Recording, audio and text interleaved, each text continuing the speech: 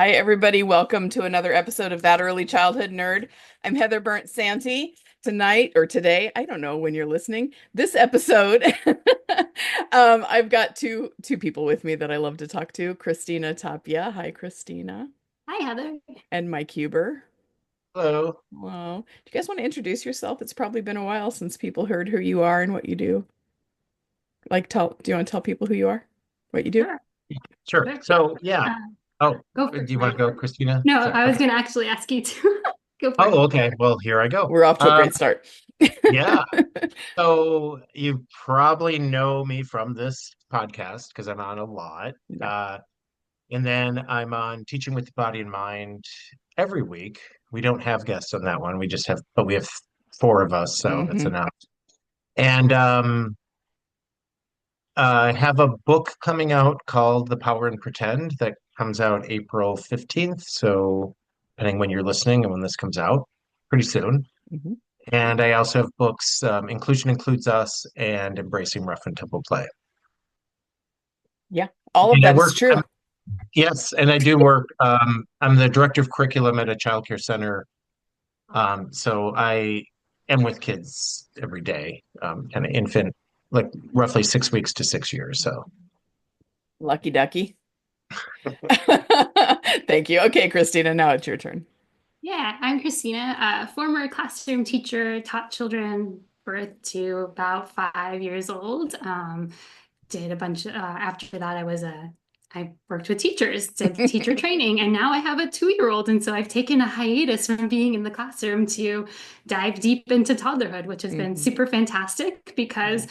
when I was teaching 4 and 5-year-olds, I kept saying I want to work with the toddlers, and they're like, but you're too good at working with the four and Mm. five year olds and so now here's my perfect opportunity to dive deep into everything toddler, and I'm really enjoying it. It's awesome and really hard, but pretty incredible. And yeah, I loving reading these Yeah. articles to keep up to date and think about how they relate to my little one. Uh-huh. And definitely have some anecdotes that I'd love to share when we get there. But yeah, I can't wait to jump back into the classroom, hopefully at some point, or Yeah. maybe work with teachers again. But for now, I get to be in his classroom and be Yeah. with him, and it's pretty lovely. I do love toddlers. That's always my favorite age to work with. Um, so that sounds fun. Okay, and I'm just regular old Heather. It's always here. So we're going to talk about an article we've read. It's called Young Children's Learning in Physics, a Distrustful Play with Gravity, Friction, and Counterforces. And the authors are Swedish, so I'll probably not say their names correctly. Sorry, I was born and raised in the Swedish capital of Nebraska, and I still don't know how to pronounce any of the names. Sofie Areljun, probably. Lena Backstrom, and Evelina Grenemark is my best attempt at the three names. This was published in the European Early Childhood Education Research Journal and came out in 2023. So I'm going to just read a little bit from the abstract and we'll see where we go with this. Um, let's see. This article is a collaboration between a researcher in science education and two preschool teachers and revolves around the children's work with 2 to 4 year old children.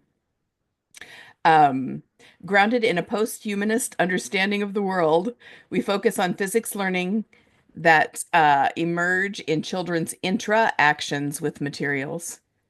In our analysis, we first use physics verbs to identify everyday intra-actions where physical phenomena act as playmates.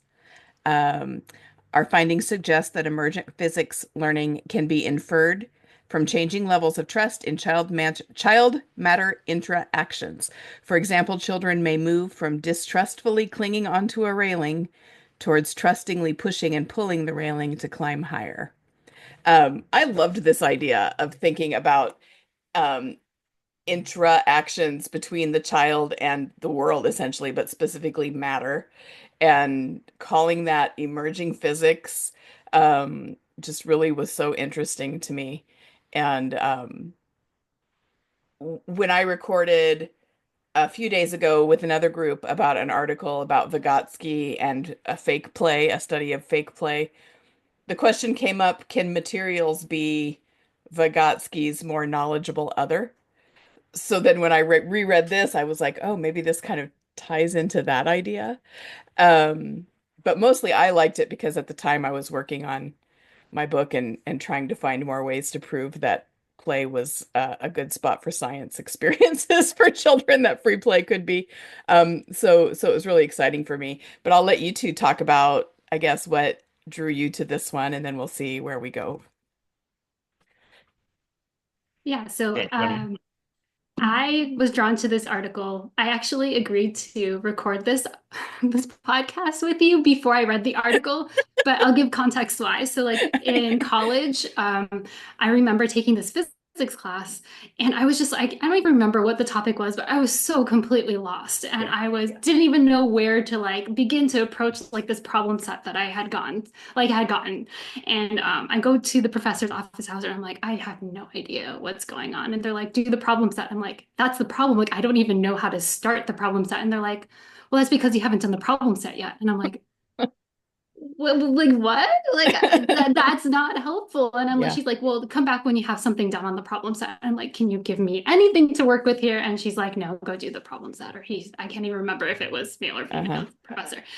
And so ever since then, I've had like this I stayed away from anything that is physics related and like Mhm. not that I purposefully did that, but like I don't like to talk about it. I don't really want to dig deeper into the topics, and I'm like, this has to change. Like clearly children interact with the world in lots of different ways, and physics is a part of it. And then I had a conversation with another parent in my son's class, and she was super into physics, and then she got me excited about physics. And then you sent this article, and I said, I have to read this article. And I was really happy that I did because I'm not going to get too much into it, but I felt like it made physics so accessible that it made me really excited to think about physics concepts with young children. So Yeah. Yeah. Yeah, and I think for me, I can't remember if it was in this article now or because then I did a deep dive of like every article I could find online of hers. Uh, and because one of the things she gets into is, in Sweden, there's a lot of play-based learning that happens. But what her work finds is that when it comes to sciences, teachers don't feel like they have enough knowledge. Hmm. So they go into these sort of product-oriented things. We're going to learn about ramps, and here is a ramp, and let's let the ball go down or whatever. And, she was talking about, well, two things that come out of that. One is that they don't just let the kids play. Like if you look at these Hmm. interactions as here is a study in physics, you're learning about it, but then also I know this one's from the article, the way she talks about in early childhood, I know it's certainly in the United States, it's like you talk about science as one thing. Hmm. As if, like biology is get the kids outside mhm. and take care of pets and, like Yeah. talk about the food you're eating and what it does for you, all these things. Chemistry, anytime you're mixing stuff together, ooblex, your paints, your cooking, all of that. And then physics is running, is yelling really loud and hearing it echo, and all these things. And just that idea that all of those are right there for kids. Hmm. But if you think about them as one thing, it suddenly becomes daunting, I think, for teachers. And Hmm. I also, when I say this, don't want more like indicators. Like when I think of Minnesota's indicators, and there's these science things, and people are worried about teaching kids these science Yeah. things. And I was like, read it. What it says is the children start noticing things and it makes them ask questions. And then they start to answer their questions. They figure out how to answer the questions. That's what it's actually saying. Yeah. And so I wouldn't want indicators, like in some assessment. But what I would want is teachers feeling more confident of like, Hmm. yeah, when they're dumping out toys, they're learning about this. When they run into each other, they're learning this. When they try to run up the slide, they're learning this, and just feeling that confidence. Hmm. And what I love about this article and her other articles is she makes it so plain and at the same time uses very big words. So it Yeah. also helps in the sense of like, no, she's talking, and the fact that she really gets into the fact that it's not one thing. Right. All these things happen at once, Yeah. and they're all umbricated. Yeah. Well, and she talks about, or they talk about, I mean, they do sort of define what kind of physical concepts physics includes, and it's stuff like friction force, heating and cooling, gravity, thrust forces, aerodynamic forces, all the things we try to stop children from doing when they're playing. And so when I read those words, I too went back to my high school experience where everything in my science classes felt like everybody in the room had been to a secret meeting that I hadn't been to. And so I was comfortable saying, well, whenever they're exploring, they're doing science. But this really took it to a deeper level and gave me just what you're saying, Mike, more confidence because I feel like sometimes too we just say, oh, it's science if it's a messy thing, or it's science if something changes when we do it. Or to be science, it has to be planets or volcanoes or something like that, some sort of experiment. And this is just such a authentic and refreshing way to think about what science looks like and means for children birth to five. Yeah, and not to sound like well, I don't know, I'll just say it. Just say it. Just sound like it, I Mike. I loved physics in high school, and part of it was like we started learning, I suppose some of it was math too, but like the Hmm. angle of reflection is equal to the angle of incidence, or I have that in reverse. But and immediately I went to, oh yeah, I used to sit because I played alone a lot as a kid. Uh-huh. I used to throw a ball against the chimney, and if I threw it straight, it bounced straight back. If I threw it a little bit up, it went up more, right? Hmm. That's the incidence and reflection. And if I hit an uneven part, I wasn't sure which way it would go. And suddenly that's when, like, oh, the idea of where is that, the exact point I hit on this curve, where was that? And actually, if you take a straight line across that, the angle is still the same.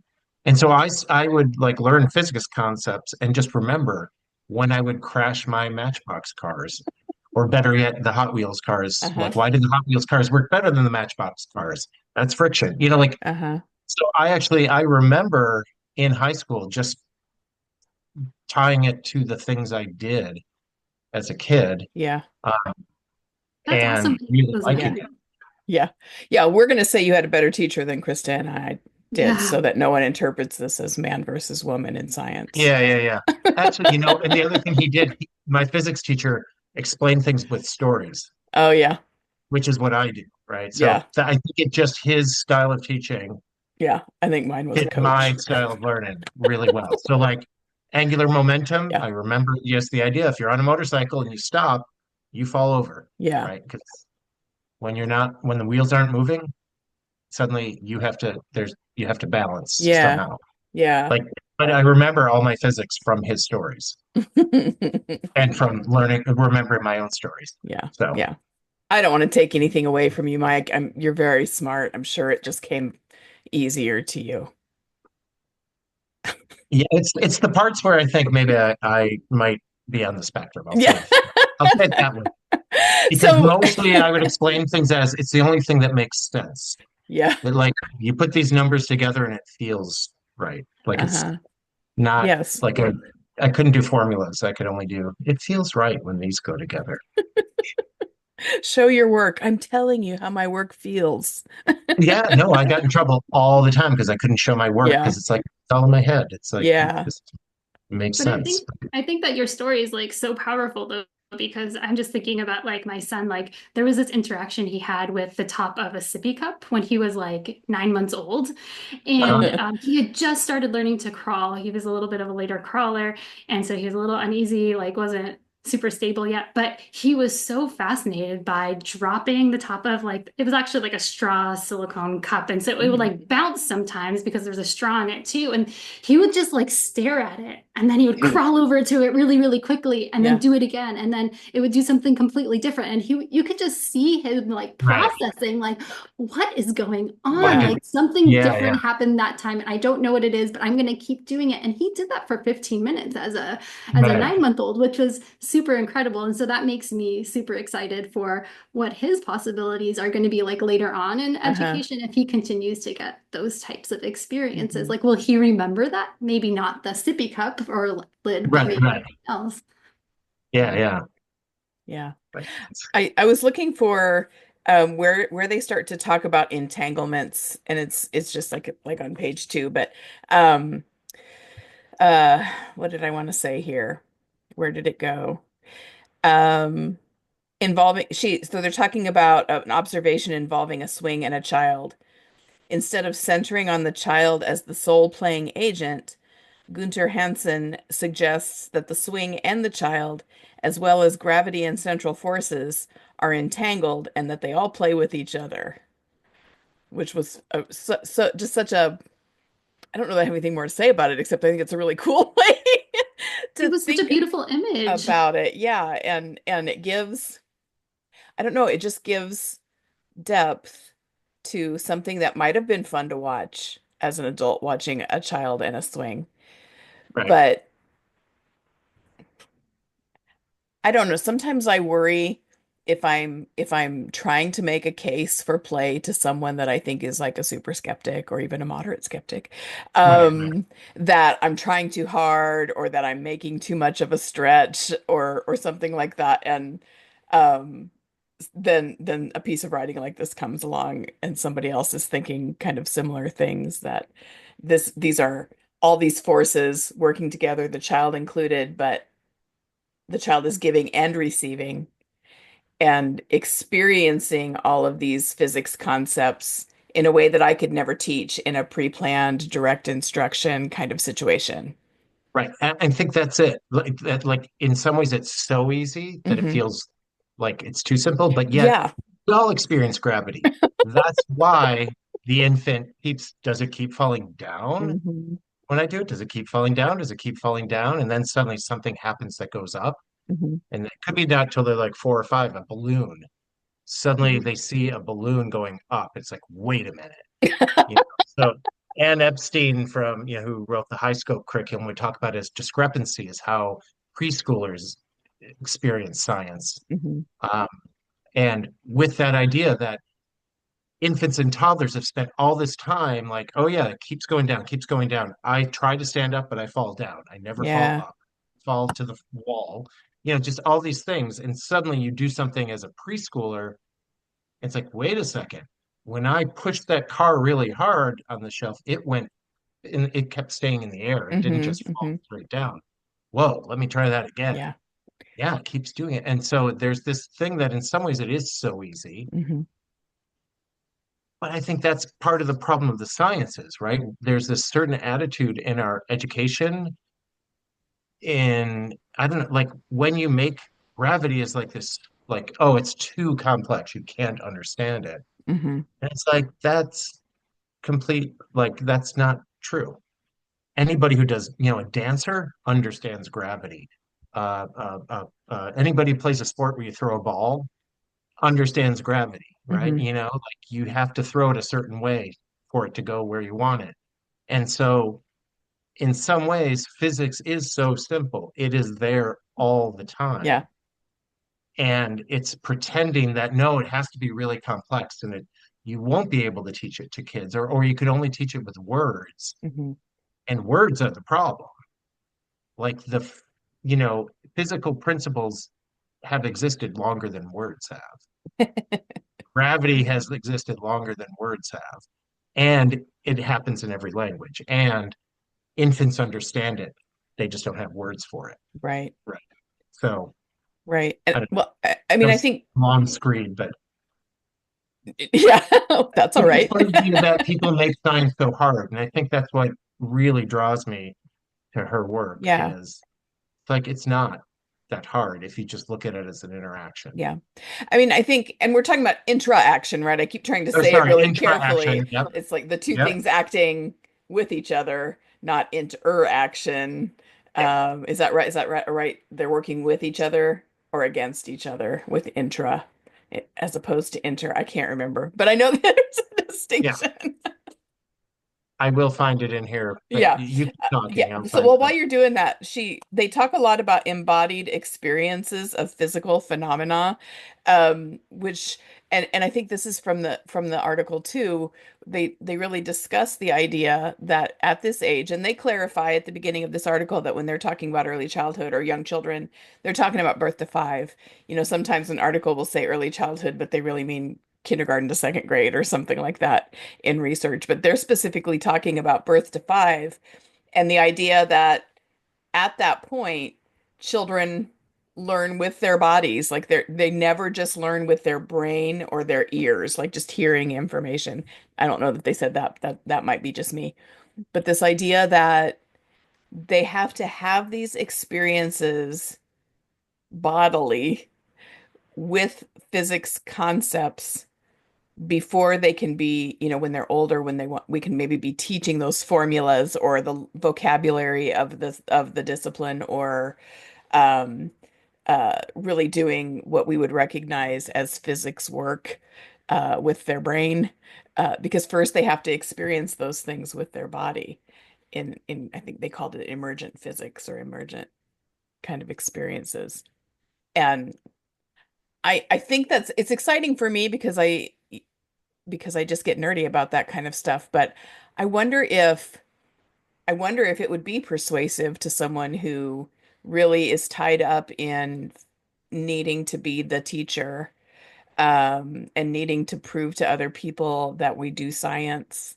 Um, if that would be enough to convince them that it's not that hard, or that we can trust the child and the materials and the interaction. The Well, world is something that I designed was for physics. Yeah, well, just something I was thinking about is like, the teachers that feel like they have to be doing something. So like Yeah, the like, the lesson feels good to them because the children are learning physics. yeah. Like they talk a lot about like the materials that, the children are engaging with too, right? Like I think that in an intentionally created playscape, for example, like it gives even more opportunities for these interactions to happen.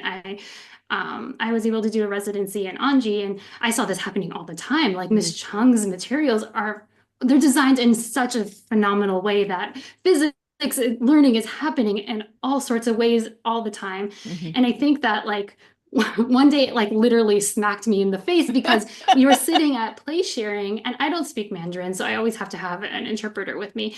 And the children were having this really heated conversation and I like had no idea what they're talking about. And I'm like asking my interpreter, I'm like, help me, like, what are they saying? She's like, I don't know these words in English. And I'm like, what are they talking about?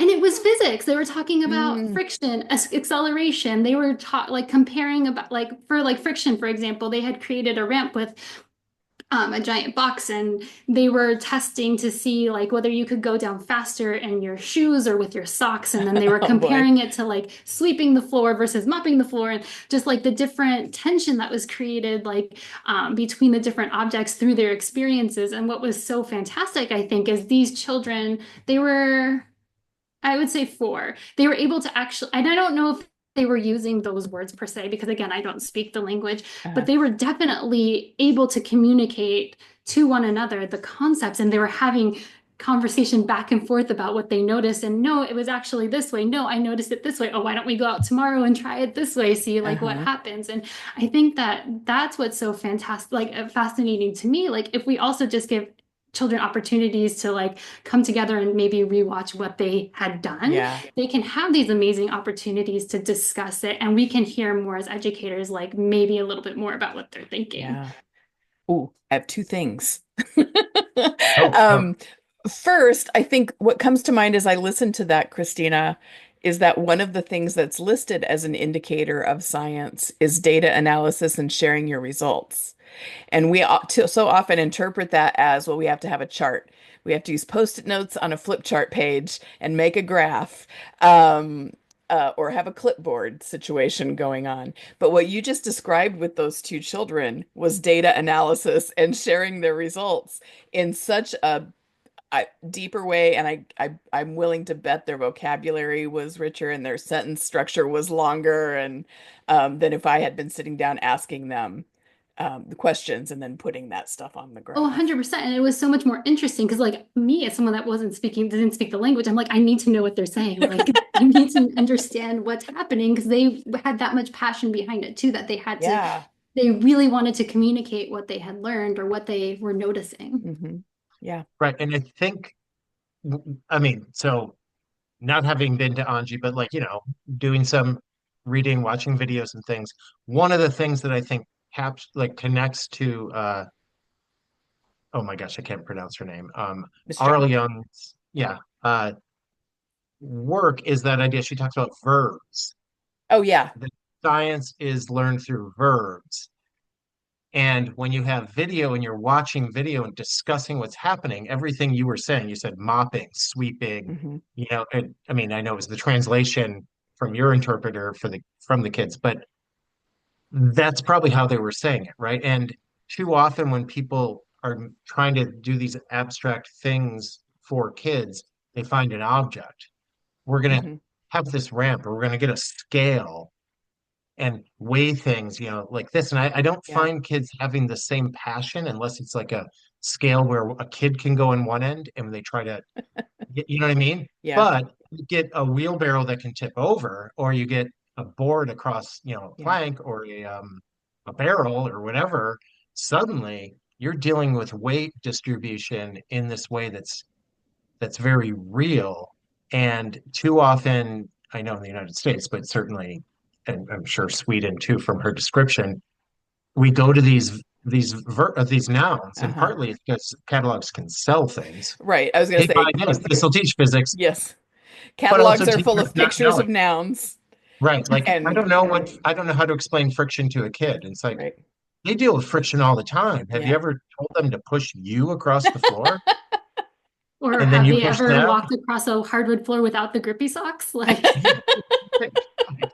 I mean, it happens so often, and yet Yeah. we have this idea that it's like this lofty thing, Yeah. and it's so everyday that and what It's kids almost need as if is children were experience. designed to learn this way. Right. but I think that's why this article is so brilliant because I feel like sometimes we get so into our heads and like I just like stopped and I'm like, okay, like what is my son doing right now? What are his friends doing right now? And I'm like, oh my gosh, this is so cool. And the thing that I like that I think that can prevent some teachers from like continuing on. Like they had this lovely physics researcher working with them. So they're like, Yeah. oh, they're Yeah. they're swinging. These are all the concepts. And so I'm like, okay, I don't have that with me. Like, what can I do? And I know AI is a really heated topic and there's lots of opinions Yeah. about it, but I'm just like, okay, let me just try this out. Like what physics concepts is a toddler learning when they're rolling a Yeah. ball? And it just pops out a bunch of stuff. And maybe it's right, maybe it's not. But I'm like, oh, it's really simple words like acceleration. I'm like, oh, okay, I know what acceleration is. Right. And it make like even just starting from there, like, okay, this tool gives me like an entrance point into physics in a way that I wouldn't have thought to before. Because again, the verb Right. got me into like observing. And then I'm like, okay, after I observed and I have this, now what do I do? Okay, yes, physics is happening, but I don't know what it is. And how can I help get that information? And I think that we do have a lot of tools now to help teachers with that Yeah. too. So I don't feel like there's any more excuses about, well, okay, I have this but like, I don't know what the physics concepts are Yeah. behind it. Like we have things that can help us like at Yeah. least get a starting off point to think about it. Mhm. Yeah. Mike, do you remember what you were in the middle of? Because I interrupted you and then And then we I took took off it. I without think you. it's mostly, I mean, maybe the way I'll say it is, and I think it goes along with what Christina just said, that learning is different than being able to put something in words, Mm, right? And so that we have this idea that children aren't learning it because they don't have the word. hmm. And yet, when you experience it, like I said, I guess earlier about how infants know what gravity is, they will not have the word for that for quite a long Right. time. And aren't But explicitly thinking, oh, gravity. I fell down. oh, Oh no. yeah, and it's about the relationship Hmm. of the whatever they're holding, the cup they're holding, the sippy cup, and their hands and their whole body and the table or whatever when it bounces off the floor with your son, Christina, like that idea. And that's the intra is it's about the relationship of the forces, the object or the matter, Hmm. and the person or people, all of that. And interaction. Oh no, I It's don't have like it on the same page. between. I just found it too. It's Like inter between, is yeah, between, going back and forth between us, right. Like, where and this intra is is both focused of on the us. relationship. Yeah. And Yeah. so that idea that um, all of these things are happening and there's a relationship with the cup, a relationship with, and that's the part the child cares about. Hmm. Hmm. And that when we think of it as interaction, it's almost like, oh, what did you learn about gravity? Or, you know what I mean? It's like gravity is a Yeah. separate thing. And instead, it's like, well, no, this was the dance I was having, Yeah. and it was just my dance partner. And Yeah. that is a very different idea of learning. Mhm.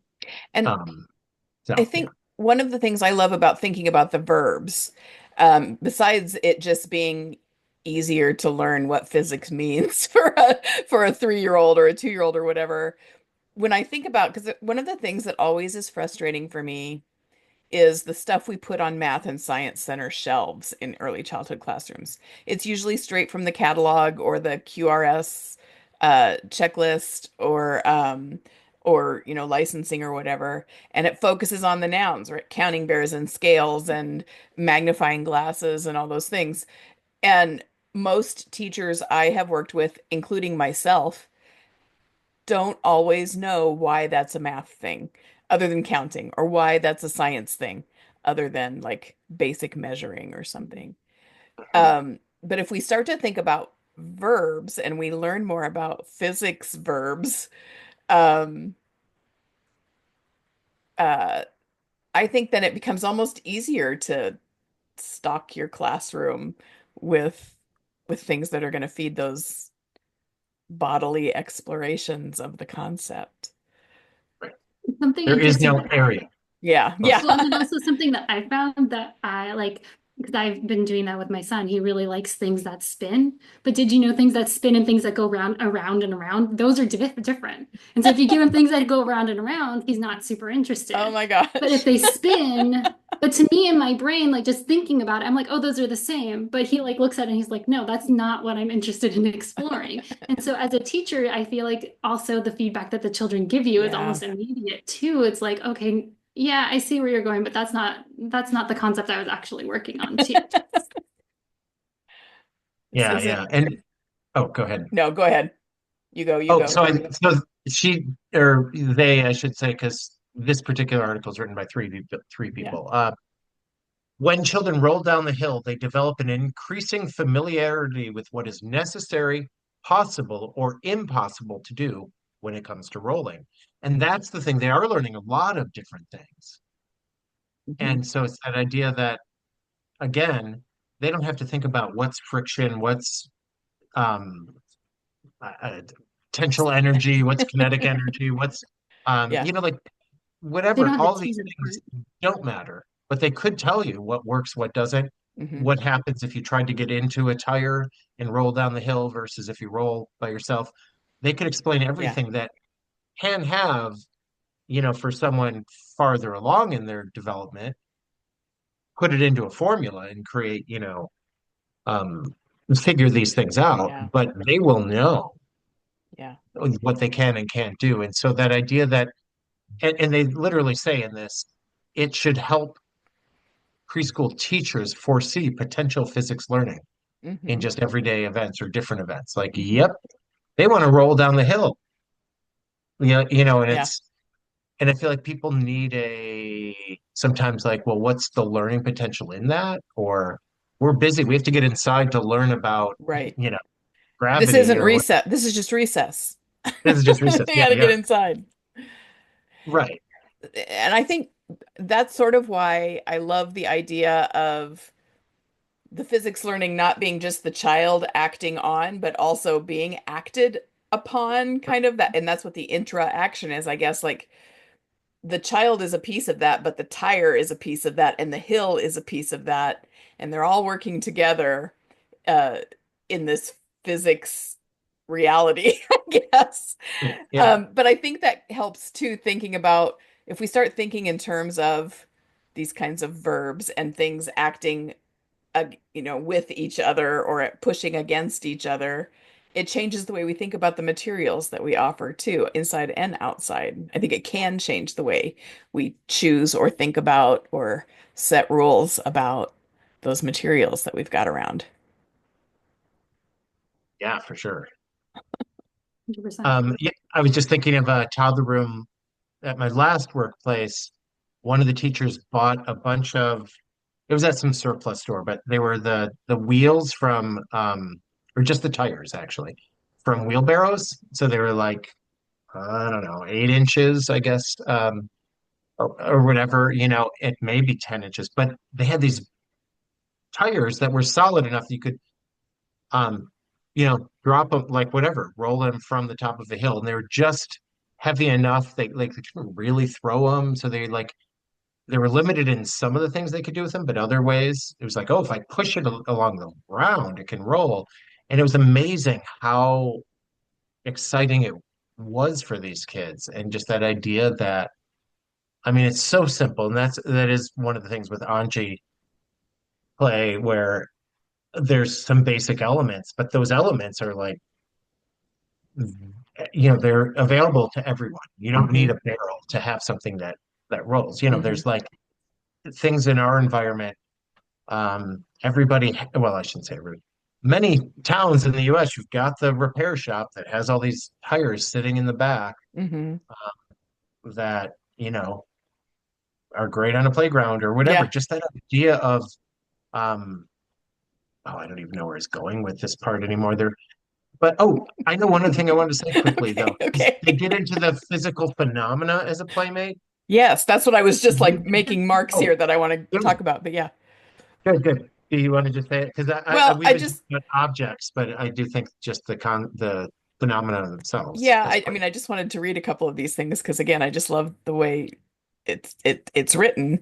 So they have a whole section called Physical Phenomena as Playmates, and they say, accordingly, we assume that physics concepts can be flexible and amusing playmates participating in children's explorative investigations. Playmates are light and sound phenomena, such as reflection, shadows, and echo, as well as forces such as gravity, friction, and buoyancy. And then later she says, or they say, for example, in the event of a child sliding down a hill, we suggest that the verb slide marks an event where both friction and gravity act as playmates. Because in order to slide, the friction between the children's bodies and the surface of the ground has to be low enough for gravity to pull them down. And, maybe I'm not going to have that in my brain all the time, but boy, when I read it, it's like magic. It was so good. Yeah. And how many of those kids that just stare and like teachers feel like they have to do something, like get the Hmm. child to do something? And sometimes when you're watching, it's like, well, what are they doing? Well, they're just looking down at the ground. It's like, what do you think they're looking at? And Yeah. Literally. we had a child who would just stare out the window, Uh-huh. a toddler, I mean, I think non it's just ghosts, but whatever. yeah, well, yeah, that too. Non-speaking autistic Yeah. child though, right? And would Oh just yeah. look out the window and it's like you could see like when it was like when it was like windy enough and especially when Oh there were yeah. leaves on the trees and there'd be these like they'd overlay each other or whatever, the shadow and the depth of different colors kind of moving behind each other. And it's like Yes. he would just suddenly go to the window and just that's he would be there for 15 Hmm. minutes. And that idea that a child isn't doing something when they're watching Yeah. light shadow, or the child who I remember another child a few years ago would just bang these things again. It was heating, it had a forced air, so it had these like those, and he figured out he could bang things against that part, and it was hollow inside. It was a Hmm. duct, Are you so he'd talking like about echo. event? A vent, that's the word. Oh my God, thank you. Um, a vent. Yes. And Uh-huh. but the teacher's like, I don't know what to do. This kid keeps banging the fire truck against the vent, Uh-huh. and was going to watch. It's like, what do you think he's doing? Because Yeah. I tried to get him to bang it on the rug. He stops right away. It's like, I think it's the sound, Yeah. and it just recognizing that is like it's so big. And if they had that lens of like, what things is this child discovering, or what is the playmate the child has right now, Hmm. or who is or yeah, whatever, I Yeah. guess what. But I like how it's called playmate because again, like you were saying, like that one kid that's by themselves observing or doing that interaction that teachers aren't quite sure what it is. They're not alone, Hmm. right? They have somebody with them. It just might not be a physical person, but it's this concept that they're exploring deeply. I really like that Yeah. image too. Yeah. yeah, I think it's an example of a way that as adults we're just so far removed from experiencing the world in that kind of brand new way that it's Mhm. not it sometimes it's like it's impossible to imagine it has value for the child because we don't ha need that value from it anymore. Mhm. Um, and so I think any kind of like catchy language that connects that, and I think maybe thinking of materials and verbs as playmates, could be the thing that connects it for somebody. Yeah. Yeah, and maybe people who want to be teachers are tend to be more social. I don't know. Like, Yeah. Well, I like think that idea of, I don't know. the checklist culture and the idea of linear development Yeah. and feeds into that because we're taught to think that onlooker play is like immature, very young children play, and Mm, when they get older, they should grow out of that and they should be right. socializing more, and that's functional play. That the whole labeling play in any Yeah. way, I think, gets in the way sometimes, and I think we are quick to dismiss onlooker play as being not valuable or being something we need to fix in a child instead of just saying, I mean, maybe, yeah, they're looking for an entry point into a social play, but you can figure that out by watching and noticing. And if that doesn't seem to be what they're trying to do, then what might it be? And just look at what they're looking at, or what's happened. We just need to stop and deeply notice sometimes to get that, to get past that. Ooh, he should be playing with other children. Onlooker plays for babies, and he's 4 now. I just don't Right. think that those And I just those think of checklists always help. the story about the Manhattan Project, and I don't remember the physicist's name, but this Mhm. one guy on his like smoke breaks or whatever would lay down in the grass and look up at the clouds. And he slowly realized, I don't like of all the physics we know, and we're like in here developing like, the whatever, like a nuclear bomb. Like we are Mhm. figuring out all this stuff, and yet I couldn't tell you what the shape of this cloud's going to be. Right. And so he started developing what became called chaos theory. Mhm. But it was from him sitting and just looking at stuff and thinking, like, wait, how come I can't explain that, but we can do all this stuff with atoms, things we can't see, and we can't even explain a thing that we see every day, Uh-huh. That's pretty So that amazing. onlooker play, like that, and I don't consider him like less cognitively functioning, even though he was just an onlooker. Right, right. Like this idea that we like value certain things, and Mhm. especially if there's big words Yeah, attached to. yeah. Well, and if we can't measure it, it's hard for us to give it our attention sometimes, whether it's conscious or not in I'll say American childcare culture, but probably not just American childcare culture. Measurement is such a focus that um, wondering what a child is staring at maybe doesn't seem like the best use of our time in that moment or something. And so I think articles like this help, whatever can help slow us down and wonder about what's happening instead of just assuming we know. Um, because we can't really, even if we're doing a carefully planned, direct instruction, even if it's based on children's interests or whatever, we feel like that we can know what they're learning, but we really can't in that Right. situation You either. never Like know what they're that's going to tease out of that lesson, right? right. We just have to develop this humility that maybe it's not just about us Right. or we're Well, the only tragic, part of what it's about. And yeah, and then you open it up to, oh my God, it's about the hill too. Like it's not even just me right. and the child now. Now the hill is in this conversation. And Yeah, these yeah. invisible forces as well. Yeah. Right, right. And that's what I think of like they often use the word indicator, right? So it has to be something that you can see to then Yeah. say the thing. And I heard this amazing quote um that I love. It's data is not evidence. Oh, And I so what the think person think you're was gonna talking have about, someone fight with you. I know, right? But I'm going to talk about, so this was Yeah. someone talking about therapies for neurodivergent people. And so the question was, like, you can get data to show I can stop, in this case, there's a called echolalia. I can Mhm. stop a person from doing echolalia. But is it evidence in that person's quality of life? Right. Is it evidence for them learning? Hmm. To stop And the it. answer is no. It's Yeah. only evidence that you stopped the echolalia, Hmm. right? And so to call it evidence instead of data, like the person was arguing, no. Because if you're Yeah. talking about a human being, you need like you can't say something's evidence. It's evidence of this learning. It's like, no, you saw them do a thing.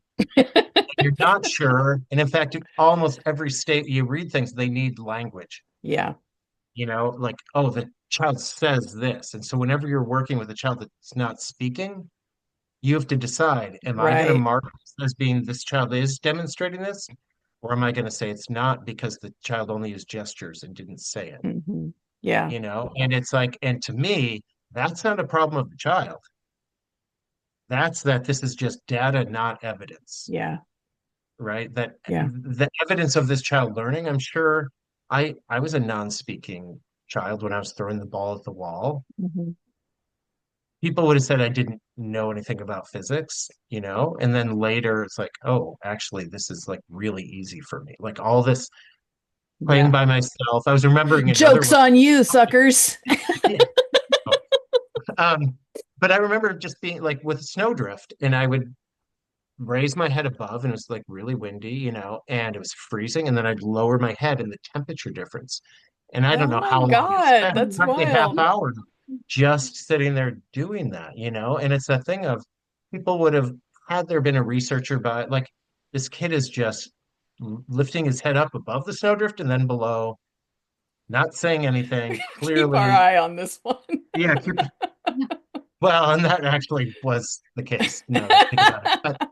Yeah. But the I mean, but point what is, an amazing experience that nobody but you knew you were having. That's right, so I right. love that. And that's what I think of like when I think of that line about evidence. It's like, it was just like there would have been data about me raising and lowering my head, but evidence was inside my head. I wasn't Hmm. telling anyone at the time. Hmm. I will say the evidence now is yesterday I played whirly ball, if you know what that is. And I was the highest scorer in our game. So it's a cross between bumper cars and then you like throw this ball at like a kind of a basketball Yeah. net. And all my physics like experience like worked out. So so now I have the evidence that I learned all this physics. But no, but at the time when I was a kid, because I was non-speaking, there wasn't people wouldn't have been able to do the little checklist for me. Hmm. And actually, there was even my mom showed me this thing they did do in kindergarten where it was a checklist, and there was thing that just said like jumps, and instead of the checkbox, it just said refuses to. So that's the kid I was, Nice. talk and I wouldn't do things because people asked me. But I would spend an hour in a snowbank to, you know, Feel the check out difference. feel the difference in the temperature. But yeah, so maybe Yes. that's why I take this stuff so personally. Yeah. Yeah. And then I guess like they say that there's the evidence in the article that there's evidence of learning by the trust that the child has, right? Like with between the playmates. And so Yeah. then I guess like Yeah. bringing it back to your experience, like Yeah. uh how would they have known that your trust like had expanded? Or like I guess this is where that I think is a little bit trickier, right? Because I'm thinking about like a child that's walking, is it that they're walking more smoothly because they have a better knowledge of gravity, that they're more developed, all of the above? And so like how do you tease out all of those things? Is Hmm. it even necessary to tease out those things? Like Yeah. but I just thought that that was also just a really interesting way of looking at it. And I guess with your experiences, Mike, like what's your take on it? Like given Yeah. like everything that you've shared. Yeah, and I think I really agree with the final like sentence or two of this article. Yeah. In order to identify signs of emergent physics learning, we encourage teachers to look for signs in changing levels of trust in children's relationships with the material world, in terms of children being more confident with how the material world works and how they work within it.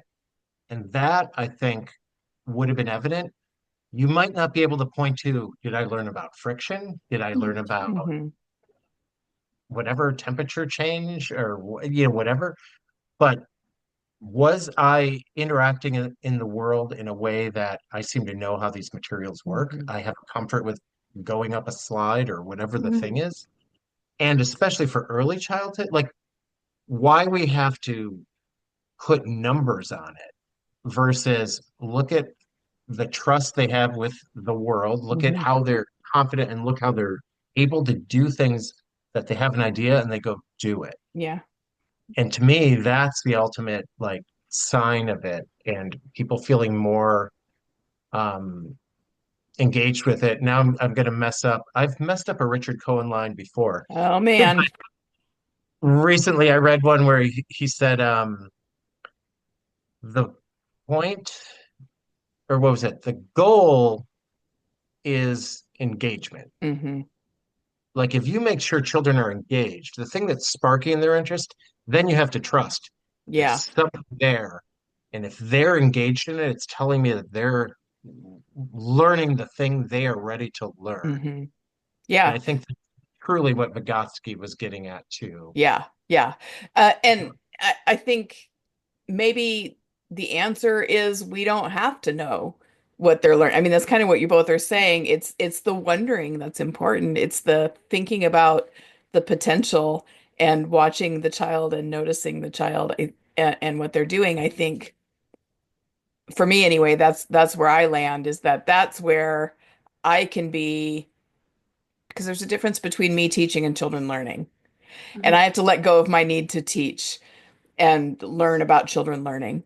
And for me, that's kind of what the where this landed for me, where this article ended up for me. And they do have a section at the end where they give us some implications for practice. And so I wanted to read a couple of those things. They said we propose that this article can help principals and teachers to identify and support physics learning situations in children's everyday entanglements rather than staging physics teaching. So, I mean, I think that's very clear, but then the teachers are like, okay, but how How do do I I do do that? that? And so they go on and they say, when principals and teachers arrange spaces and plan teaching events, we suggest that they ask what verbs they want children to experience, um, and encourage teachers to consider what can be exciting in a certain space or event.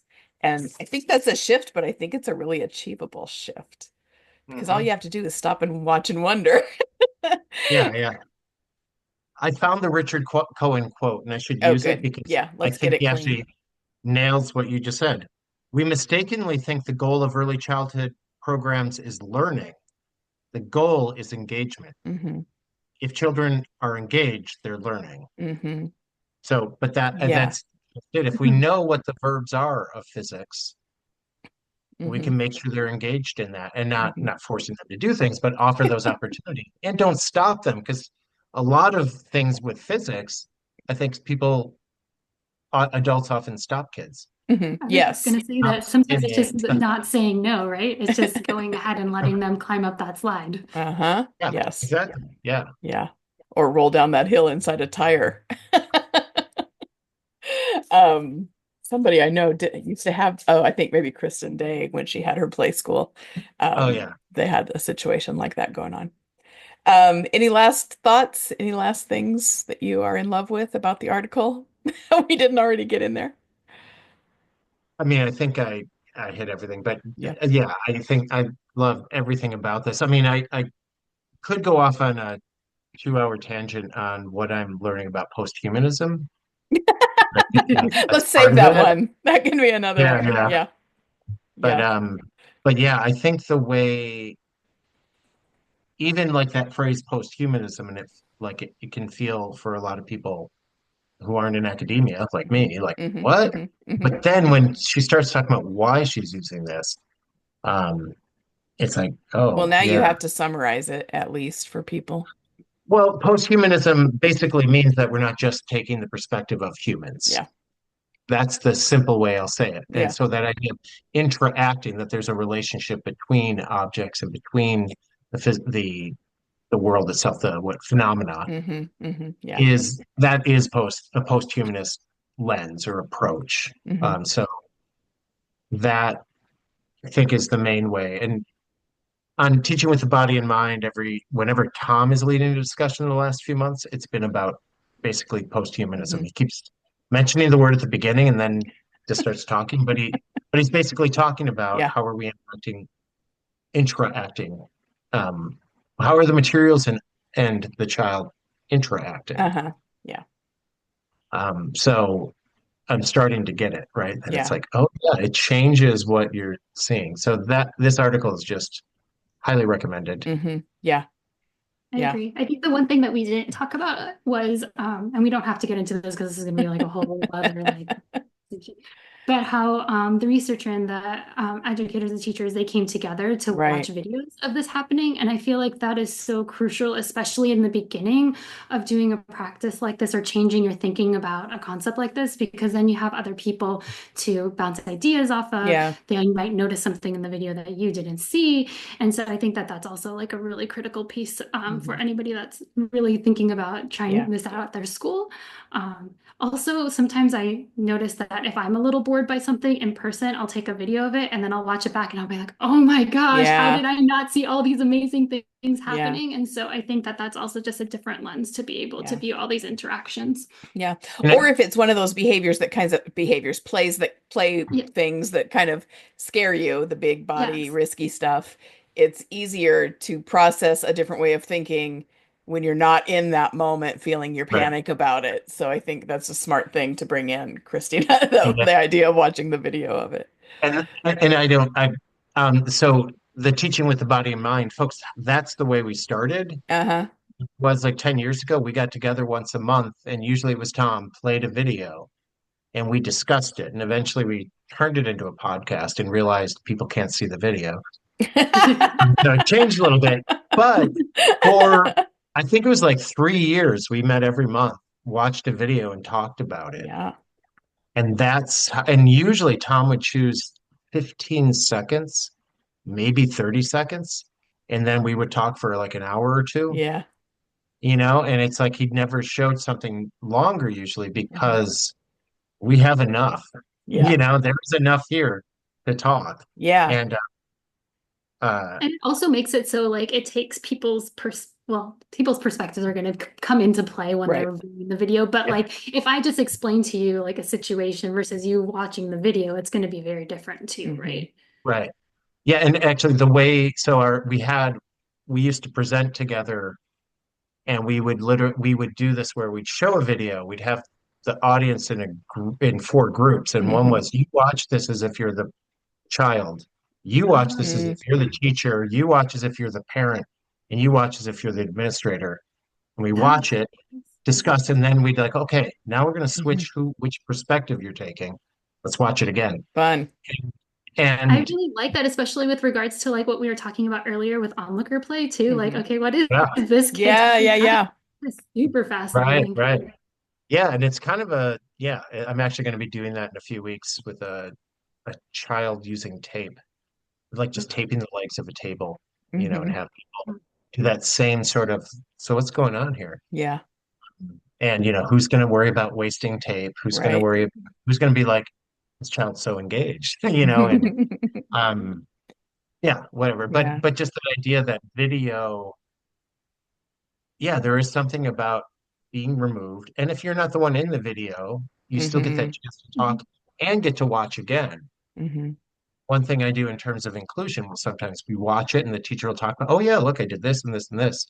And it's like, okay, let's watch. And now let's look at, the child with the blue shirt, Hmm. the child that the teacher always doesn't hear because the child talks really quiet or Hmm. doesn't speak. And so the teacher's just listening to the kids who shout out the answer or whatever. And it's a way of, it can be very humbling too sometimes when you're like, oh yeah, oh wait, Hmm. what did I do there? Or the thing you didn't appreciate that, oh, actually this kid was doing a lot. And at the time you know, thought he was wasting tape. Yeah. Yeah. So we could say the videos were the playmates in that situation, in Yeah, the well, way that the materials are the playmates in children's right, settings. right. Yeah, yeah. Just trying to No, wrap it up. yeah, but I just highly recommend. Yeah, let's use video, read this article, Yeah. I think it Anything was and an super open verb. simple. access Focus on the article. verbs. Yeah. But that is the thing. I think verbs are harder when you're looking at photographs in Oh, terms sure. of, Yeah. so yeah, that's, I think, maybe Yeah. what I was going up against there. So. Yeah. Well, again, the article, I'm going to say the article's title again. It's Young Children's Learning in Physics, a Distrustful Play with Gravity, Friction, and Counterforces. Throwing more R's in to words that already have a lot of R's. And it is open access, so people should be able to get this. It's not like a journal article that you're not going to be able to get if you're not in academia somewhere. So Yeah. I highly recommend finding it. Yeah. And if you go to Sofie Areljun's like staff thing and Umia University, Uh-huh. All her all of stuff. her open source articles are in there. Yeah, And some of cool. the ones that are, but then Heather can make a PDF Yeah. for me. Oh, good. So you got the chapter I sent I you. did. I didn't read it yet, but yes, thank you. All right. Well, this was really fun. Thank you both for bringing your enthusiasm and your stories, and it was a good time. Thanks, Hannah. And thanks everybody else for listening.